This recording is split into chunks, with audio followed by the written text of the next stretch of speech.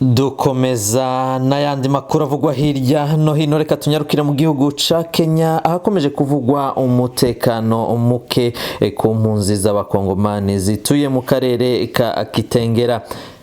Mu makuru twamenye nuko hari umunyagihugu wishwe, akaba yishwe na abagenzi biwe aho bari bamusanze akorera ubucuruzi ibwiwe.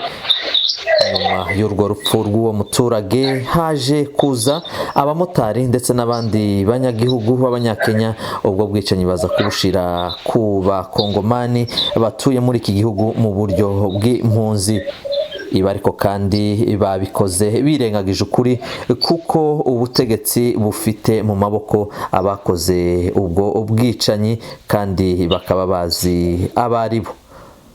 Twashatse kumenya uko byagenze, duhamagara chairman wa Kitengera uyoboye impunzi z'abakongomani maze atubwira muri aya magambo adusobanurira ku burambuye. Bwana chairman, niba utwumva, iyi ni radio Umurage ivugira hano muri Leta Zunze Ubumwe za Amerika, watubwira ku bugufi byagenze gute aho ngaho ko twumvise impunzi muyoboye zifite ibibazo by'umutekano? Tubwire mpuruya. Urakoze cyane bwana Jose.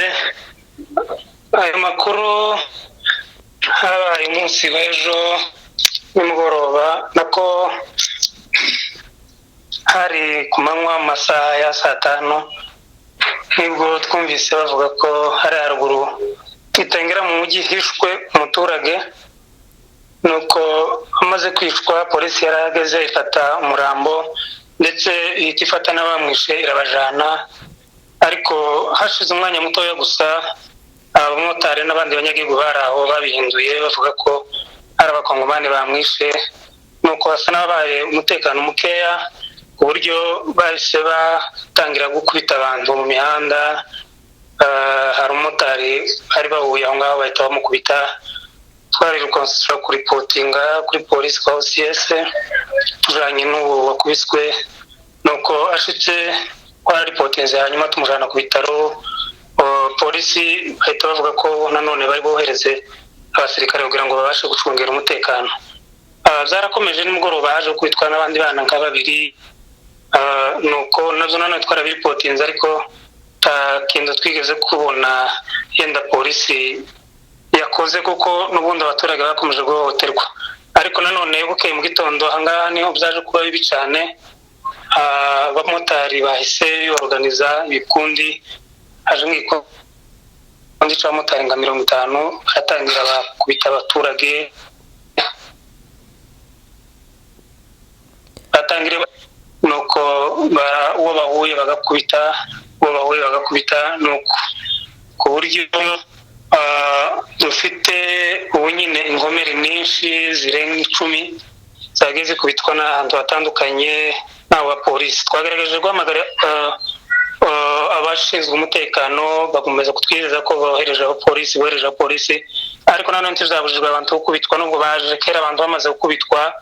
Nuko niko byagenze kugeza ubu ngubu, nuko umutekano wari umaze kugaruka bukeya, aho abacamani twagiye guhura na OCPD ndetse na OCS n'abayobozi b'abo bamotari, komeza kubasobanurira ko abishe umuntu atari abakongo, batazi impamvu yatuma abakongo aribo bazizwa uwo muntu wapfuye. None kubera iki bose bakomeje kubihakana? Bwana chairman Ruhumuriza, kubera iki aba bamotari b'ubwicanyi babushize ku bakongomani? Ico nico natwe twakwibazaho cyane, kubera ko abantu bari bafitwe na polisi mu maboko yabo, ariko byadutangaje kubona kandi babihindura bakavuga ngo ni abakongomani babasha kwica umuntu. Gusa ico twavuga ko ni ibintu bagize iminsi bavuga ngo abakongomani batwaye tuzi, ibintu bene ibyo ngibyo ugasanga ni ishari baba bafite, kandi uranarebye n'utwo tuzi n'utw'abanyagihugu nibo badutanga baduhereza abakongomani, cyane cyane bavuga ko ngo aribo bizewe babafatira ibintu neza nk'izo moto ugasanga bakomeje kugira bene iryo shari rimeze gutyo, ariko muzo kuri mu bigaragara nda mukongomani yigeze ugira mu ruhare na rumwe wo kwica uwo muturage.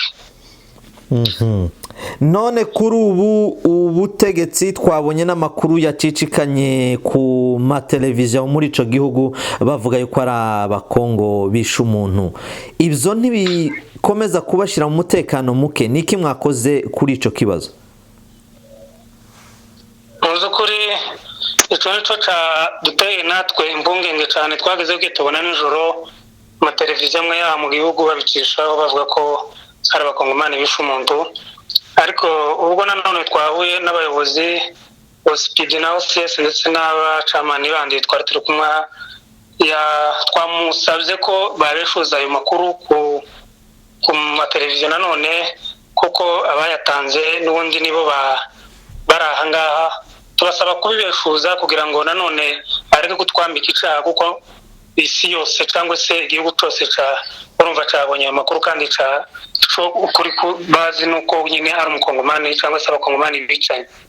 Nuko niko twabashije gusaba OCPD kugira ngo abeshuze ayo makuru, hanyuma umutekano ukunde ugaruke. Tumusaba nuko yakomeza kuducungira umutekano, ndetse twanamusabye kugira ngo abashe no guhamagaza meeting iciye muri chief kugira ngo abwire abaturage ko bimeze, ariko yatubwiye ko ico ngico kidashoboka, ahubwo igishoboka ari ukubeshuza ayo makuru.